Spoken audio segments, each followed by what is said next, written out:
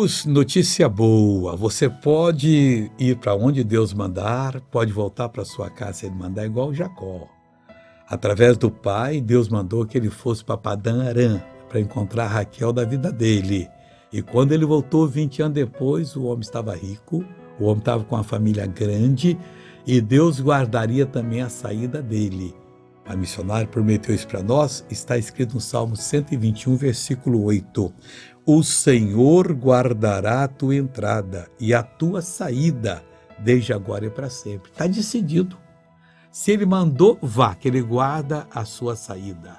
E já está lá do outro lado esperando. Quando você chega naquele reino, naquele local, Ele vai guardar a sua entrada. Você vai ser bem sucedido para entrar e depois para sair. E isso é desde o momento que a Bíblia foi escrita até agora. Com esse agora até o último dia que o homem ficar aqui na terra. Deus sempre fará isso. Veja essa pessoa abençoada, eu já volto. Perninha. Que idade ela tem? Ela tá com 6 meses. A perninha dela era como? Era dura, ela não conseguia fazer esse movimento. E o que o doutor falou que era? Ela teve malformação na coluna e tinha artrogripose.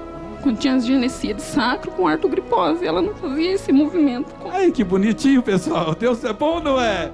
Agora eu quero orar com você, Pai. Toca nessa vida que está orando comigo, que eu quero que esse dia dela seja um dia muito abençoado, um dia próspero.